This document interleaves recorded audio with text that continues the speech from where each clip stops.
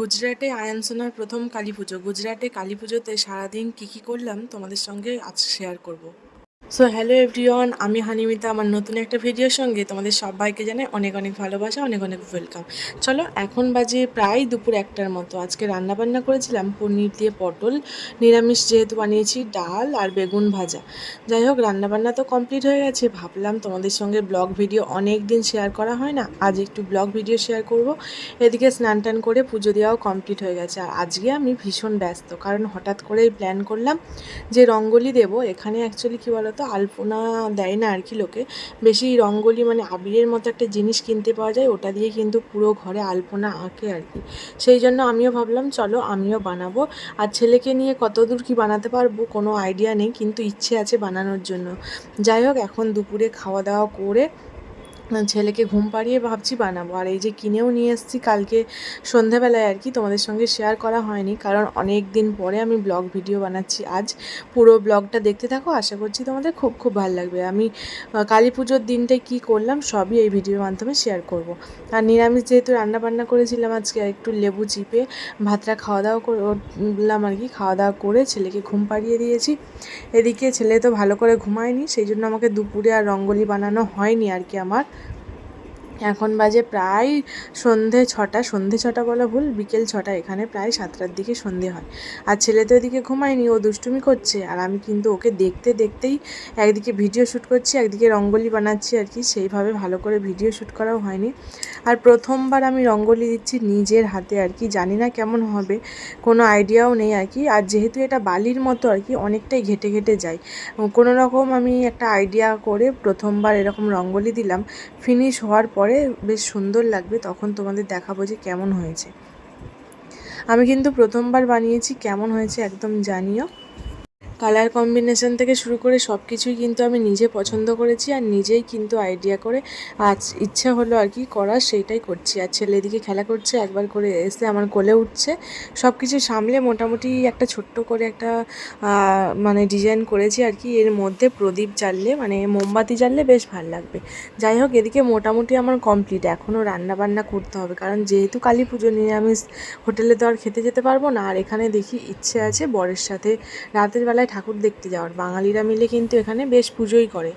এদিকে আমার তো রঙ্গোলি দেওয়া কমপ্লিট। গেটের কাছে এরকম ছোট্ট ছোট্ট দুটো ঠাকুরের পা এঁকেছিলাম সাদার মধ্যে লাল দিয়ে। আর বাইরেটা একটা ছোট্ট করে আলপনা এঁকেছি, মানে ছোট্ট করে আর কি। কেমন হয়েছে জানিও কিন্তু, তবে প্রথমবার করলাম। চলো আগে প্রদীপ জ্বালিয়ে নিই, তারপরে তোমাদের সঙ্গে আবার দেখা হবে। তারপর দেখাবো যে কীরকম লাগছে। এগুলোতে অ্যাকচুয়ালি প্রদীপ জ্বালানোর পরেই বেশি সুন্দর লাগে।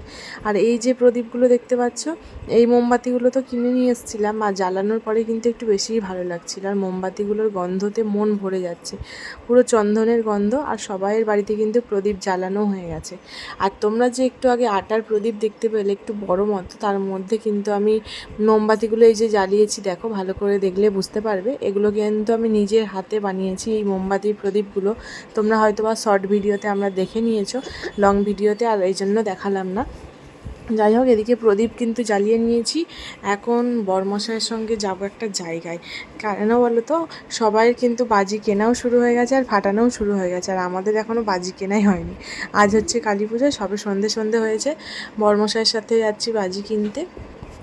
বরমশাই কিন্তু টাকা দিয়েছিল বাজি কিনতে, আমাকে বলেছিল কিনতে যেতে, কিন্তু আমি কিনতে আর যাইনি। ও বলেছিলাম যে ওর সাথেই যাব, সেই জন্য আজ ওর সাথেই যাচ্ছি। কিনে নিয়ে আসবো, এসে কিন্তু সন্ধেবেলায় ফাটাবো আর কি। এই সন্ধে প্রায় হয়ে গেছে, সবাইয়ের বাড়িতে মোমবাতি লাইট কিন্তু জ্বলে গেছে, বেশ ভালো লাগছে। মনে হচ্ছে হ্যাঁ, একটা কালী পুজো ফিলিংস, দিওয়ালি ফিলিংস হচ্ছে। বেশ সুন্দর, মনটাকে মানে বেশ অনেক অনেক ভালো লাগছিলো। আর তোমাদের দেখে কেমন লাগছে রাস্তাটা অবশ্যই জানিও।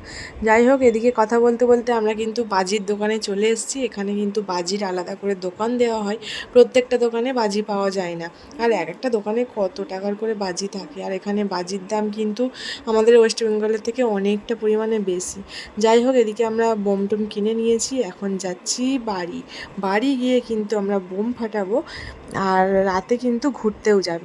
চলো এখন বাড়ি যাই, তারপরে তোমাদের সঙ্গে গিয়ে দেখা হবে। আর ভীষণ এক্সাইটেড, যেহেতু আয়ানসোনা তো বোমে ভয় পাই, কি করবে জানি না। বোম তো কিনেছি নিজেদের খুশির জন্য। বোম ফাটার আওয়াজে কাঁদছে, কোল থেকে বসবে না। কোলে হলে চুপচাপ দেখবে মুখ বাড়িয়ে বাড়িয়ে, কিন্তু না হলেই কান্না শুরু। ভাল লাগে না। আর আমি বোম নিয়ে এসেছি, বোম যে কখন ফাটাবো জানি না। বড় মশাই একটু নিচে গেছে। হ্যাঁ, আগুন জ্বলছে।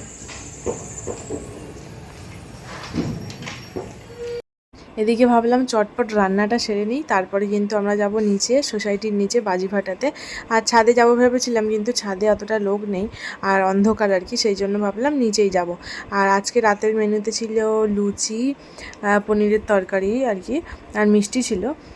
আজকে সিম্পল মেনু করেছিলাম, কারণ আমরা তো নিজেরাই খাবো, আর নিজেরাই যেহেতু মজা করব, ঘুরতে যাব, সেই উপলক্ষে সিম্পল রান্নাবান্না করেছি।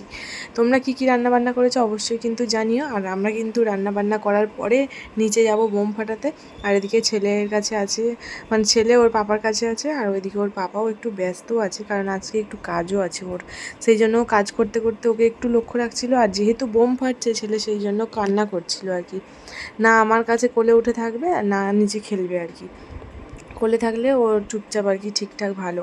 কিন্তু রান্না কি করে করব, লুচি তো আর এক হাত দিয়ে করা যায় না ওকে কোলে নিয়ে, একদিকে বেলছি একদিকে ভাজছি, সেই জন্য একটু অসুবিধাই হচ্ছিল। আর সেই জন্য ওর পাপার কাছে আমি বসিয়ে রেখে এসেছি, ওর পাপা কাজ করতে করতে মাঝে মাঝে ওকে লক্ষ্য রাখছে, ও খাটের মধ্যেই বসেছিল আর কি। আর এদিকে ওর পাপার কাজ মোটামুটি প্রায় শেষের পথে, আমরা কিন্তু এখন খাওয়া দাওয়া করে নিচে বোম ফাটাতে যাব, আর রাতে কিন্তু যাব ঠাকুর দেখতে, তোমরা নেক্সট ভিডিওতে দেখতে পাবে।